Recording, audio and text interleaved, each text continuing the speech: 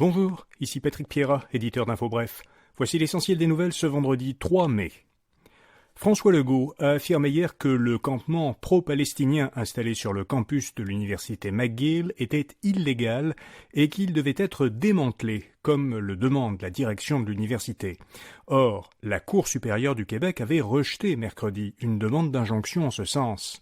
Dans un communiqué, le service de police de la ville de Montréal a dit hier qu'il prenait acte du rejet de cette demande d'injonction parce que l'urgence de la situation n'avait pas été démontrée au tribunal. L'Assemblée nationale a adopté une loi pour protéger une autre loi, la loi sur la laïcité de l'État. La nouvelle loi qui vient d'être adoptée reconduit pour 5 ans l'utilisation de la clause dérogatoire, une clause qui a permis au gouvernement de déroger lors de l'adoption de la loi sur la laïcité de l'État, celle qu'on appelle aussi la loi 21, à certaines dispositions de la Charte canadienne des droits et libertés. L'utilisation de la clause dérogatoire protège la loi 21 contre d'éventuelles contestations en justice. Mais cette utilisation est elle-même contestée. La Fédération autonome de l'enseignement a déposé lundi une requête à la Cour suprême du Canada pour contester justement la loi 21 et le recours à la clause dérogatoire. Christine Labrie devient co-porte-parole intérimaire de Québec solidaire. La députée de Sherbrooke a été nommée par le comité de coordination nationale du parti pour assurer l'intérim du poste de porte-parole, de co-porte-parole féminine à la suite de la démission d'Émilise Lessard-Terrien. Christine Labrie est entrée en poste immédiatement et elle le restera jusqu'à l'élection d'une nouvelle porte-parole. En novembre dernier, elle était arrivée 3e dans la course à l'investiture, derrière Émilise Lessard-Terrien et Ruba Gazal.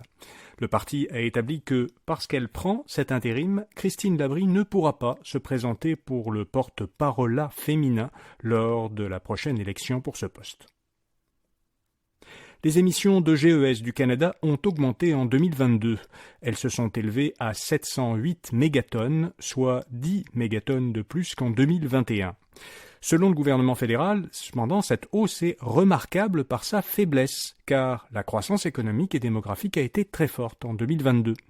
Les émissions de GES sont d'ailleurs restées cette année-là inférieures à celles de 2019, la dernière année avant la pandémie. Le gouvernement Trudeau soutient qu'il est en voie d'atteindre son objectif de réduire d'ici 2030 les émissions de GES du Canada d'au moins 40% par rapport au niveau de 2005. Les émissions de 2022 correspondaient à une baisse de 7% par rapport à celles de 2005. Washington accuse Moscou d'utiliser un agent chimique en Ukraine. Le gouvernement américain affirme que l'armée russe se sert de chloropicrine, un gaz toxique très utilisé pendant la Première Guerre mondiale, ainsi que de gaz lacrymogène contre les forces ukrainiennes.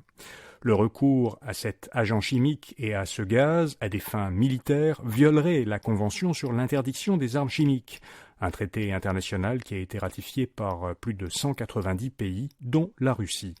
Les autorités ukrainiennes ont rapporté 1400 cas d'utilisation d'armes chimiques par la Russie depuis le début de la guerre.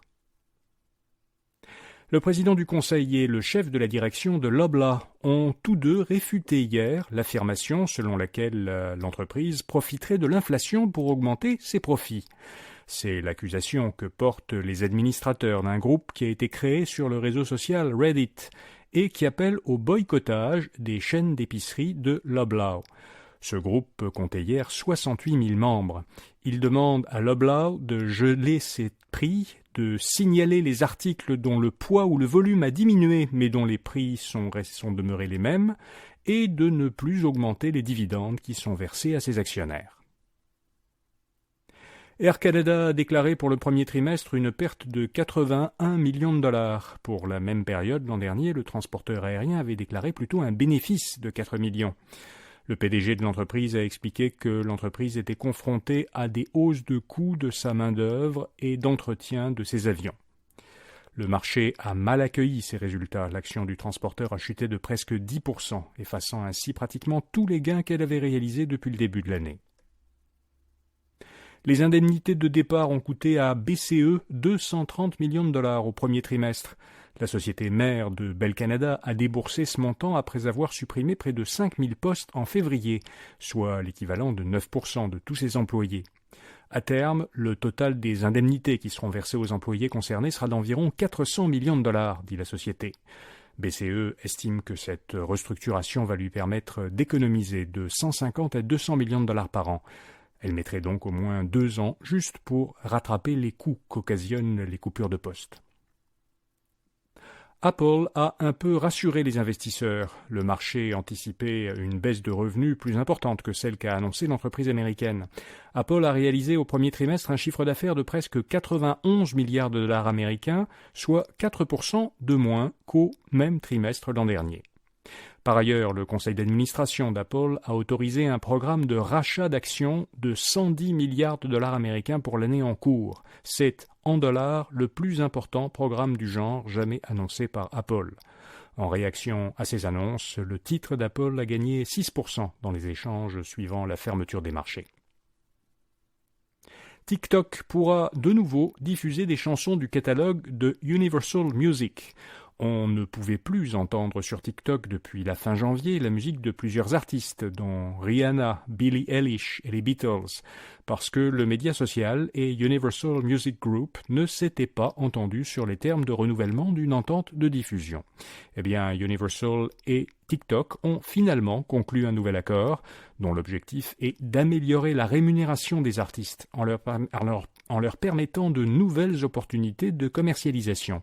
Par exemple, ils pourront désormais vendre des billets directement dans l'application TikTok. Voilà, vous savez l'essentiel.